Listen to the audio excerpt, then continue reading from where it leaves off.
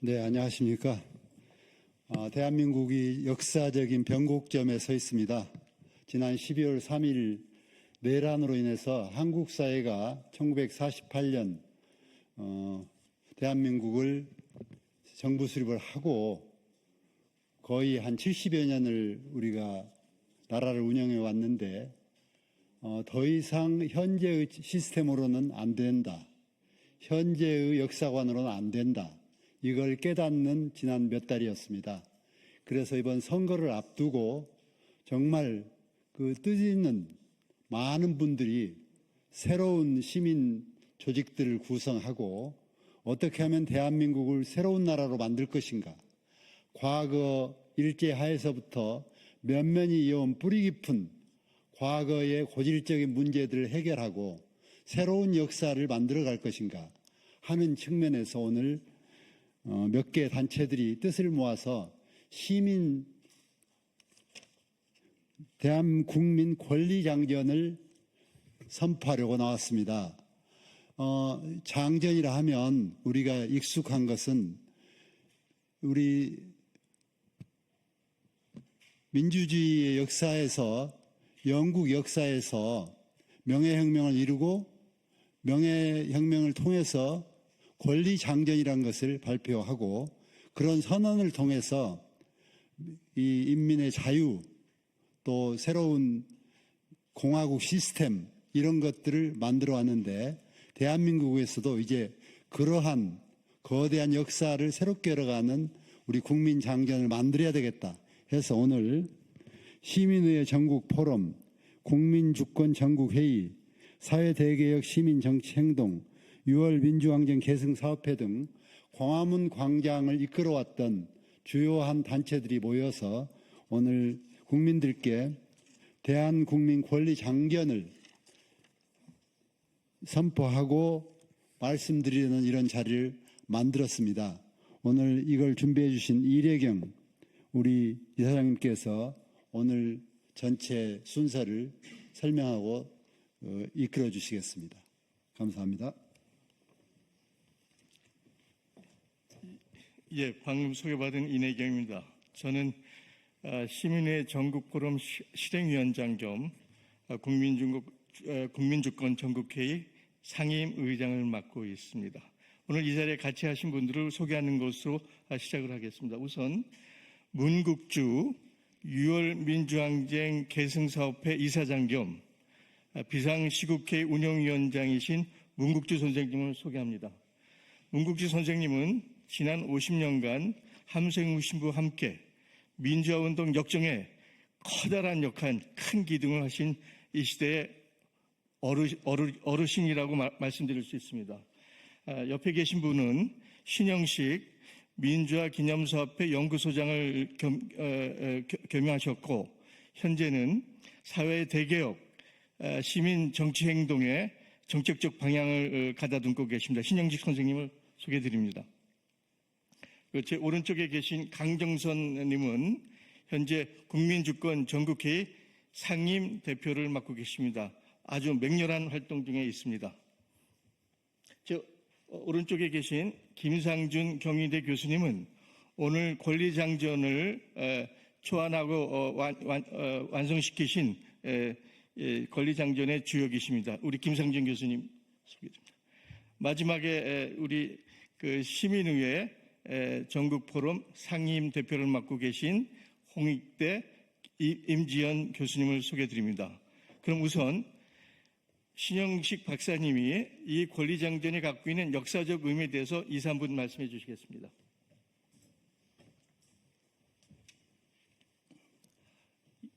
예, 5월 10일 내일은 유권자의 날입니다. 유권자의 날을 맞이해서 오늘 권리장전을 발표하는 것은 매우 의미가 깊다라고 볼 수가 있습니다. 아시다시피 대한민국 헌법 제1조는 민주공화국이다. 모든 권력은 국민으로부터 나온다라고 되어 있습니다. 하지만 지난 5월 1일 날 발생한 사법부의 희대의 판결은 대한민국 주권이 국민에게 있음을 유린하는 그러한 사법부의 정치 개입이고 사법부의 쿠데타라고 볼 수가 있습니다. 저희는 이제까지 검사들, 검찰 개혁에만 신경을 썼는데 앞으로는 사법부 개혁도 우리가 나서야 되지 않겠는가, 그런 생각을 합니다. 모든 권력은 국민으로부터 나와 있는 이 사실을 배반하는 국가 공무원들에 대해서는 그 응분의 책임을 다해야 될 것이라고 생각합니다. 따라서 앞으로는 모든 국가 공무원, 대통령과 국회의원뿐만 아니라 검사, 판사, 군인, 경찰, 정보기관 요원들까지 모든 국가 공무원들에 대해서 헌법교육, 민주헌정 질서를 수호해야 된다는 그런 책무, 그런 책임의식을 강화시킬 수 있는 민주헌정주의 교육을 강화시켜야 된다라고 생각을 합니다. 이 모든 것은 향후 새로운 정부에서 민주시민교육의 일환으로 모든 국가 공무원들에 대해서 재교육을 해야 되지 않겠나 싶습니다. 감사합니다. 예, 다음은 이 권리장전을 작성하신 김상중 교수님께서 권리장전이 가지고 있는 배경과 지향을 말씀해 주시겠습니다.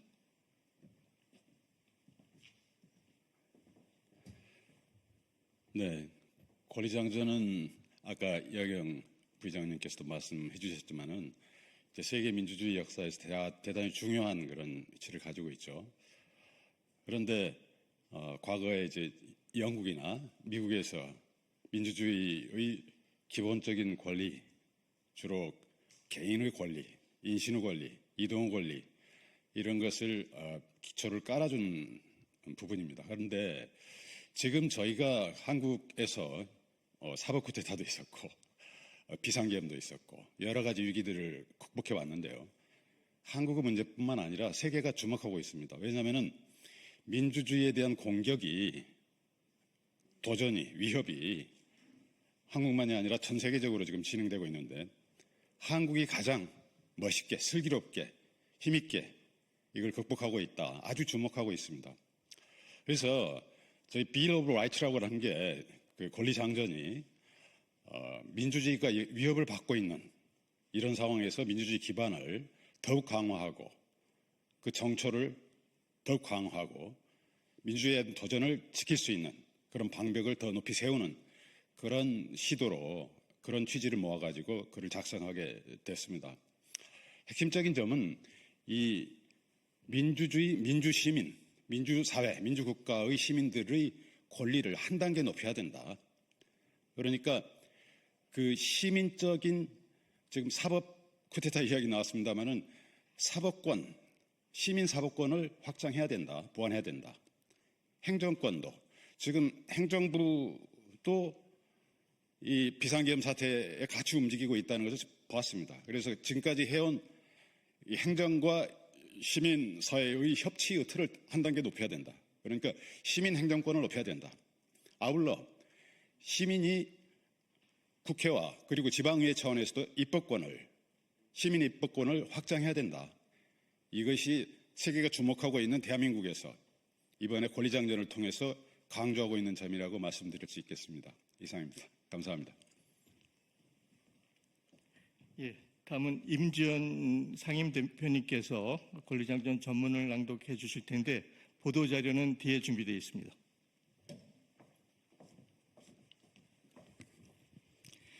예, 안녕하십니까. 시민의회 전국포럼 상임대표 맡고 있는 임지연입니다.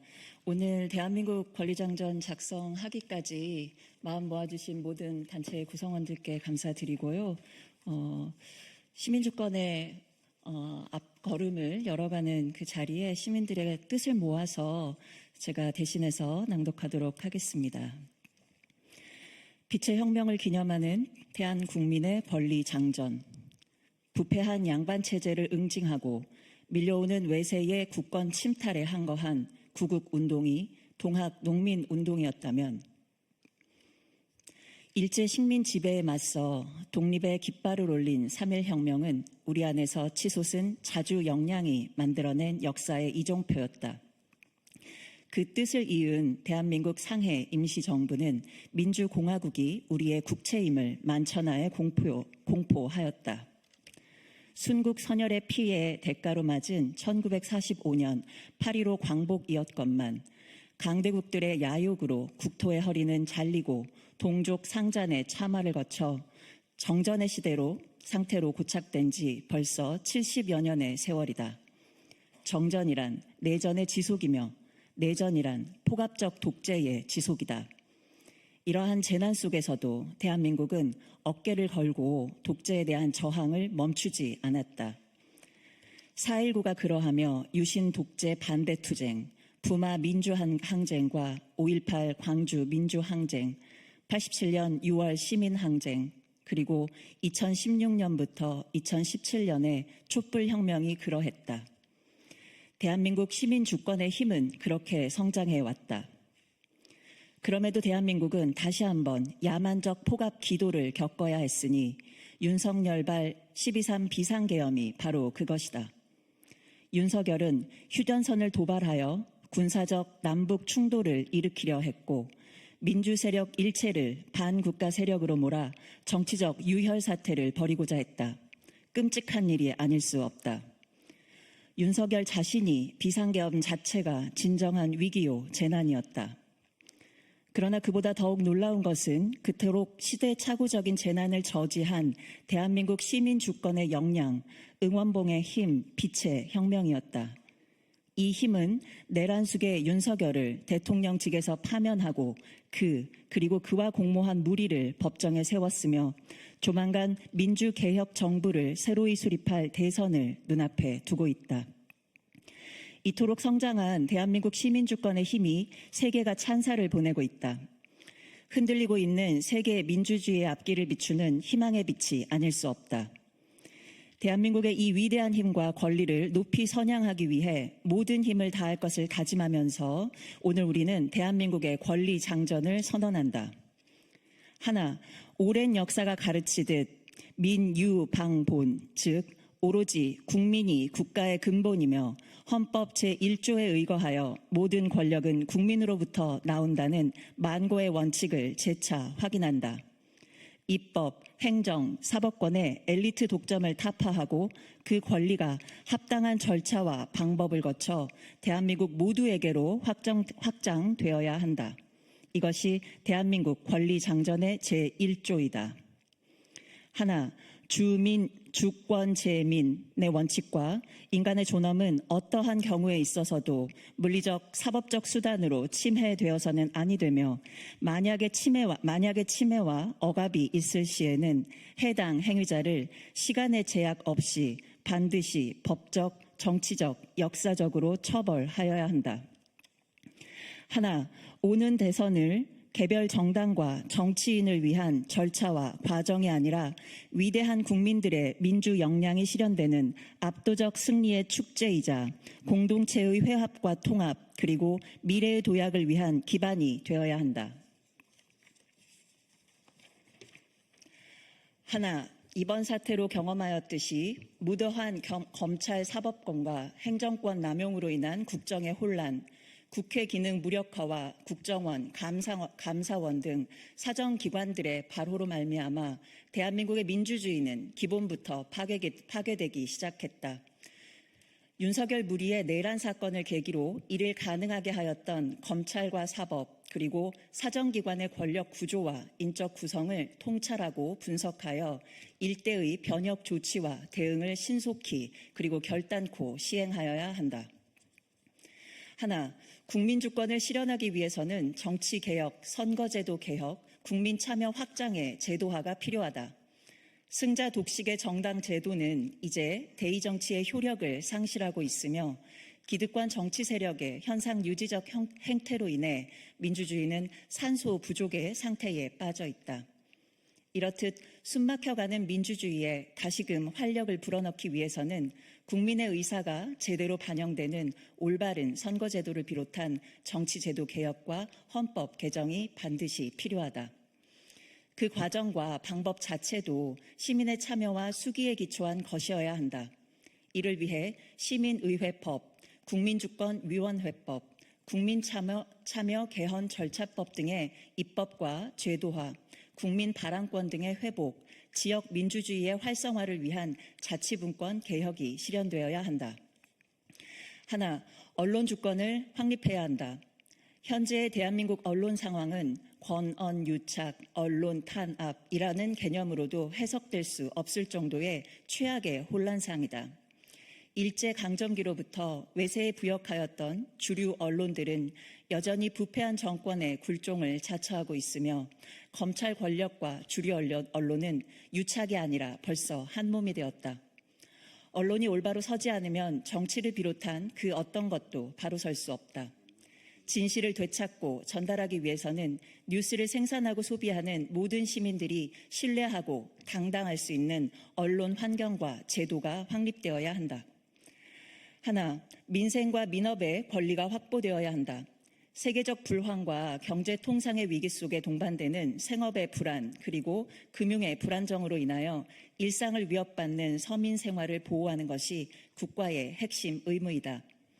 미래 과학기술에 기반한 산업구조의 일대 혁신을 이루되 거대 재벌 기업과 소수의 기득권층만을 위한 정책이 아닌 일반 시민들, 생업 현장의 자영업자, 그리고 농산 어민을 우선적으로 지원하기 위한 기초생활 보호 정책, 내수 기반의 확대, 주거 불안의 해소, 그리고 국가 안보 차원인 식량 자급 등을 위한 기본사회의 기반을 확고히 세워야 한다.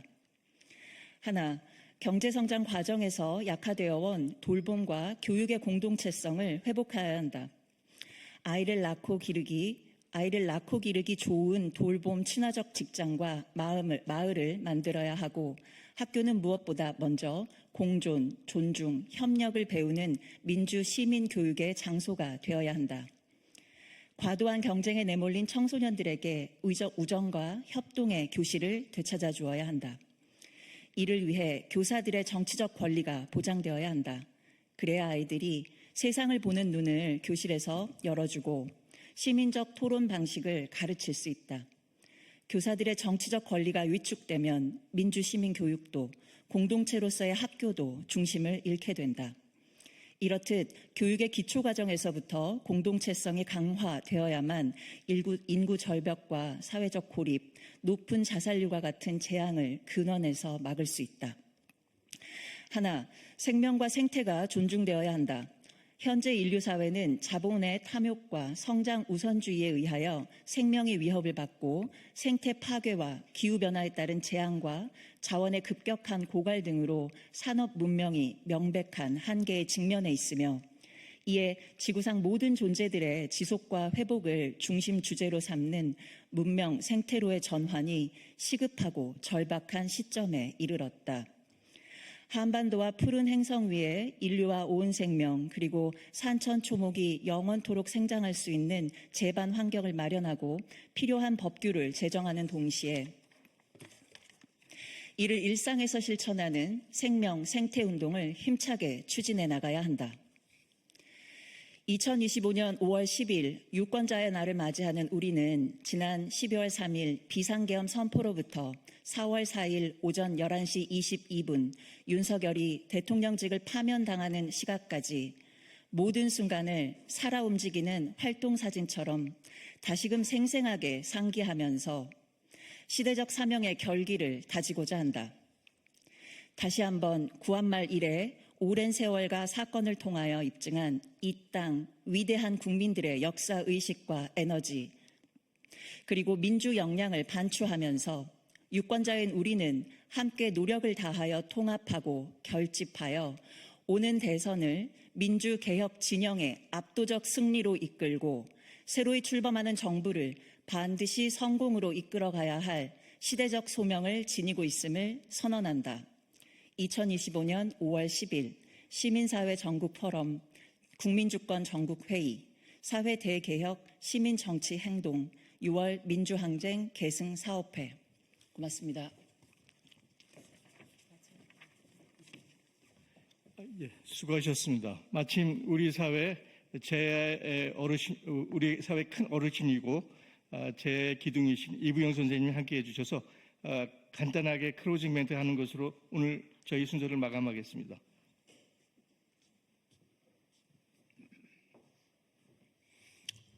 저는 자유언론 실천재단의 명예이사장 이부영입니다.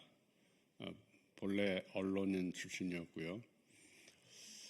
지금도 이렇게 내란이 지속되는 속에서 그 내란과 관련된 사람들에 대한 언론의 보도 내용이 전혀 시대와 걸맞지 않고 국민 눈높이에도 어그러지는 걸 보고 있습니다.